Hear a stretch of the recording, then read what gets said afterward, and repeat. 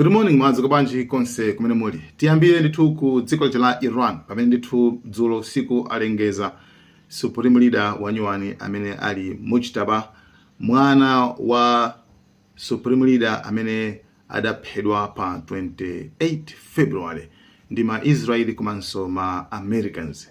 So actually pambuyo pakuti tamva mphekesera zambiri kuti ayi akuopa kubisala kuti akuopa kuphedwa. Yes, ma Americans ndithu komanso ma Israel analengeza kuti amene angaloweyo ndithu amene angaloweyo tichotsa, period.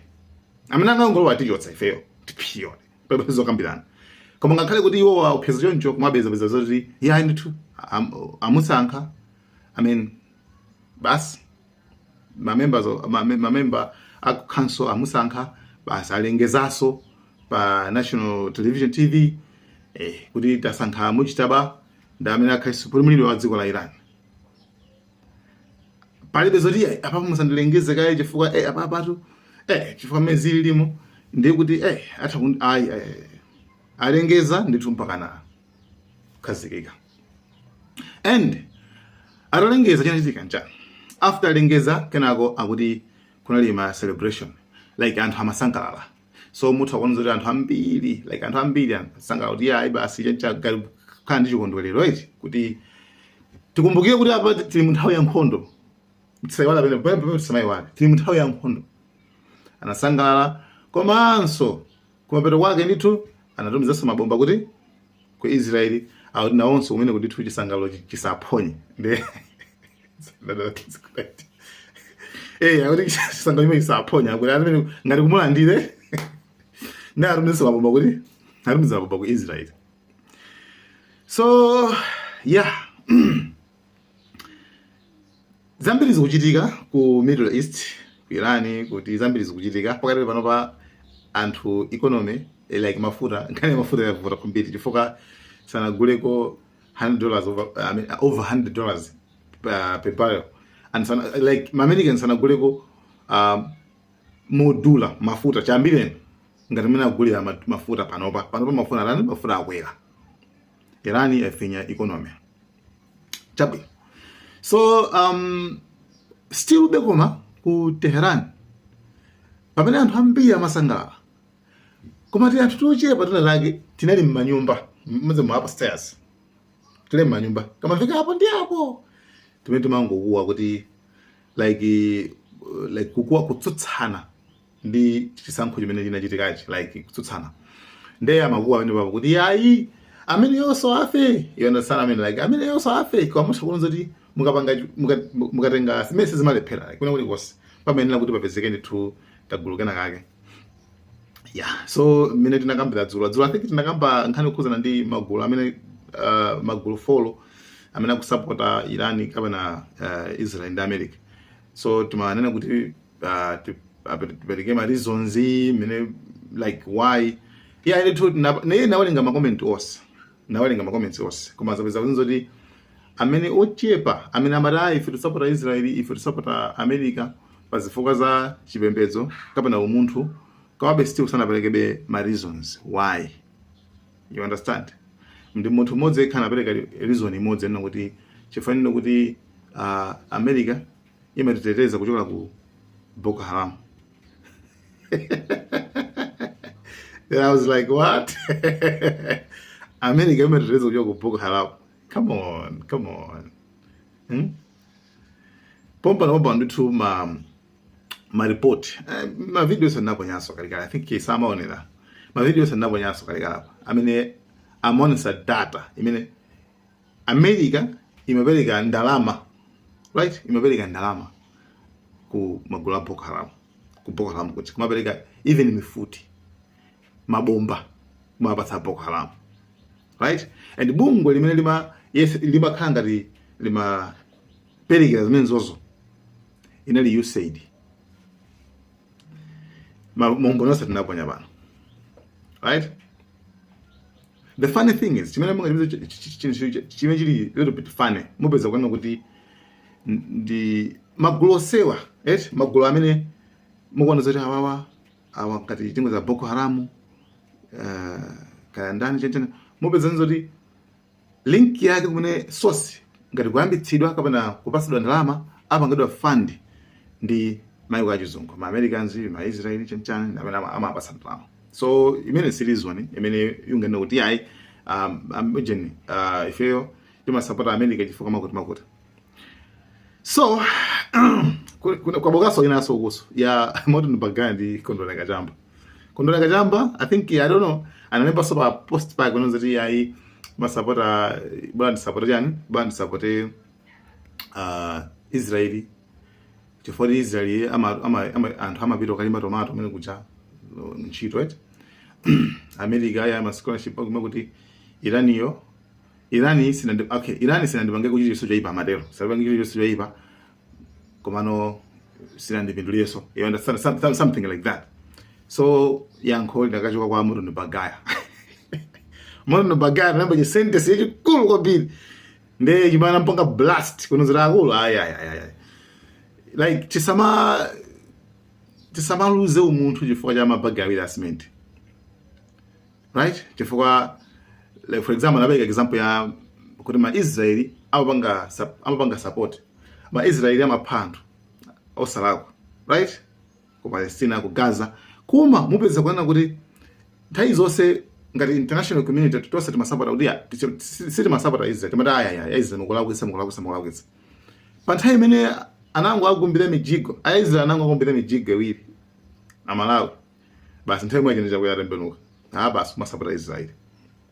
So umuntu amakamakaza kuti inomo kugulisa umuntu kugulisa anakamba zokuza ndi Veneso kugulisa umuntu chifukwa cha mabagaya harassment. Anakamba kana kuza ndi ku South Africa apena hamavuti kama kujako apartheid like ya samundaja malawi masapota azungu chifukwa azungu ana apasa ndalama malawi. So tisamagulise tisamagulisa umuntu wathu chifukwa chani? Chifukwa cha chifukwa ndi basa zina zakeso. For Israel ndi basa chakuti ndi basa kwako basa zimene kupanga zapitilize basa makuti no. Sungapanga zingati zimene zonso. Amene ukamba abayo ndi Morton Bagaya. Amene wakapanga refute.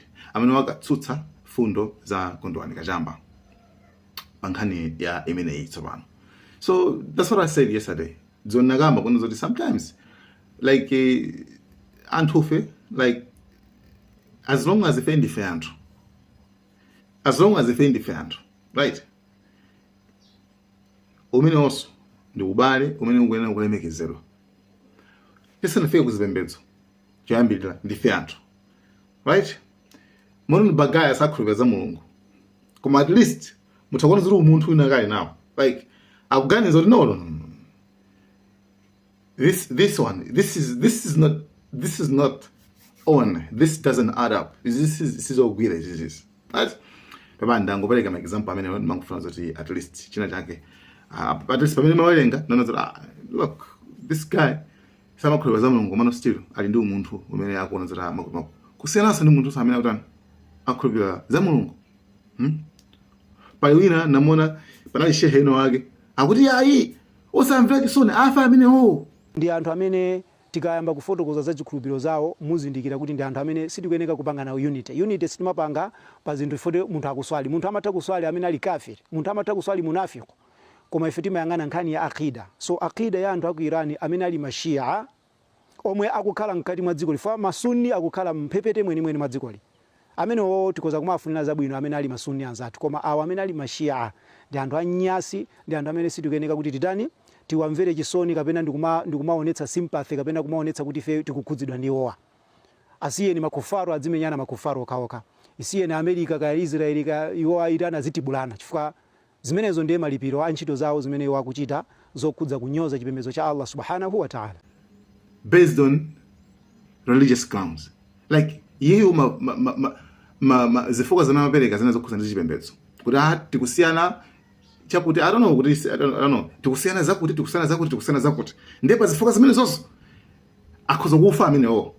So meaning kuna kuti tana zikuona kuti iweyo kuti wene ndi Morton Bagaya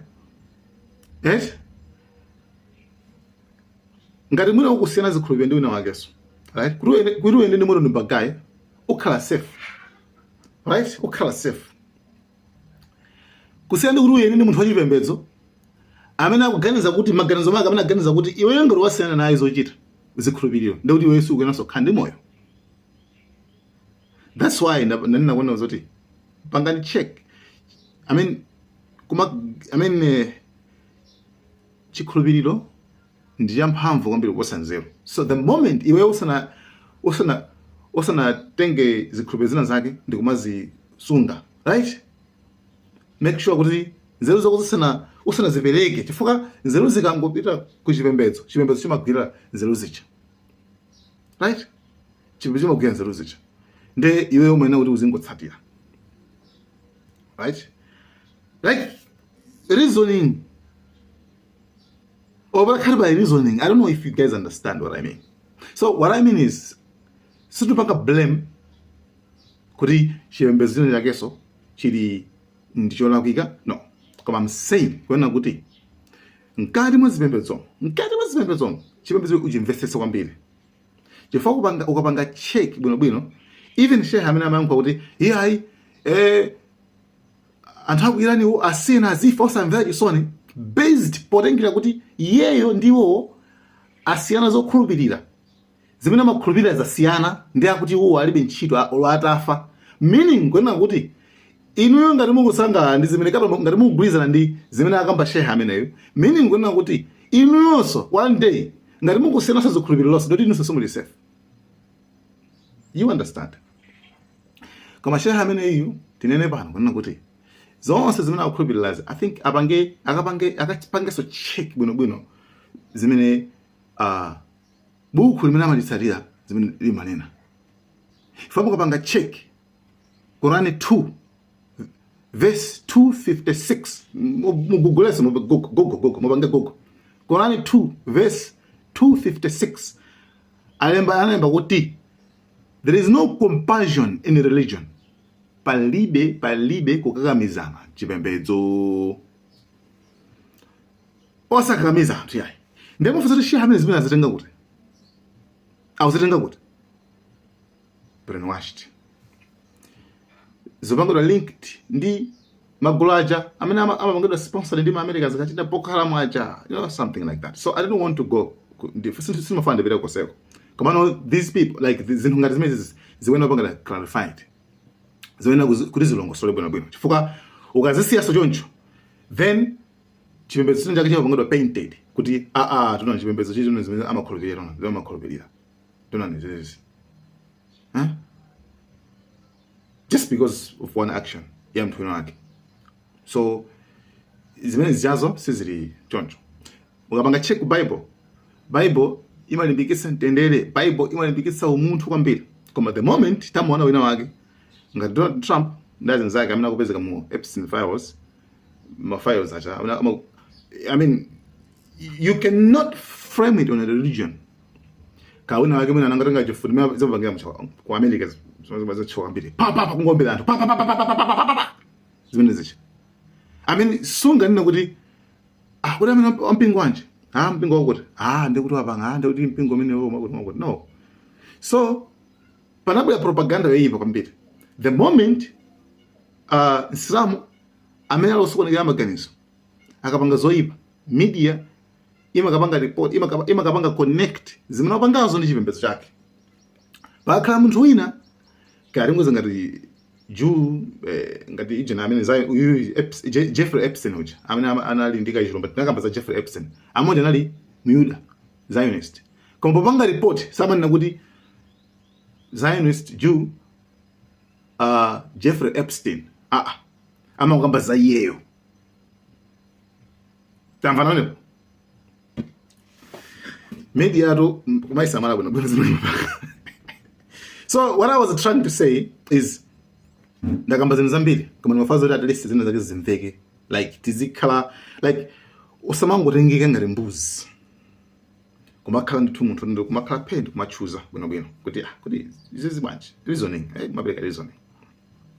So nkhani yesa inatebisa kwena inatebisa kwa Eugene inatebisa kwa when umankhani ndikhaza ndi Mujtaba amene wasankhidwa ngati supreme leader.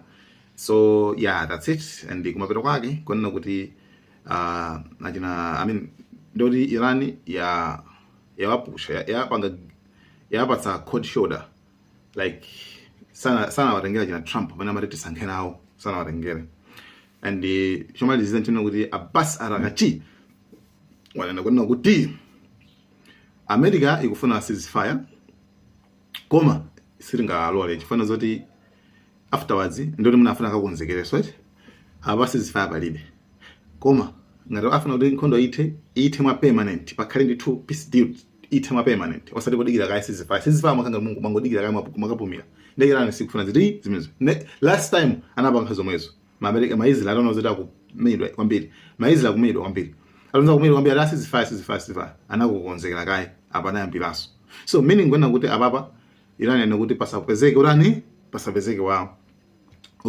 pasapezeke za ceasefires kuma pakhale permanent solution and zimeze kuitika so zina chomalizira chino kuti pamene anthu amaona kuti mnange Iran ja basi yathawu chenchani mina media imakonda hayi taphwanya zonse chicho chat basi pano pali very weak pasi ena na kaso pay ndama fosa naso mafosa kuti kumene murizida zijuka kuti mesari timanena kuti iwo zata ndezikhala banje pena papa so ndikusiyana conversation imene kuti muonere koma nkhani makambera nkhani kuzana ndi kuti Iran banje kuti ma missiles ma drones awa kuti zikhala banje so guys thank you so much mawana cameras ngati pali mafuso comment section mafuso and tiankaso Plixus. Alex, thank you so much for being with us. I actually want to take a look at what Iran has done and even been doing over the last 24 hours, because we just saw footage of, of things on fire in Dubai right there. There's word of attacks on Bahrain today, new drone strikes on Kuwait as well. So what does it tell you if the number of drone strikes and missile strikes from Iran are down 90%, 80% from day one? If they're still getting through, even in smaller numbers, what does it tell you about Iran's capability? So that they're down, but they're not completely out. So we know from the Israelis earlier today that they expect about 120 ballistic missile launchers left. But the bigger problem, like you said, is the drones, not only for these localized strikes that we're seeing here, but then also, as you mentioned, sort of through the Straits of Hormuz and the economic issues that's causing at the moment, sort of snarling traffic.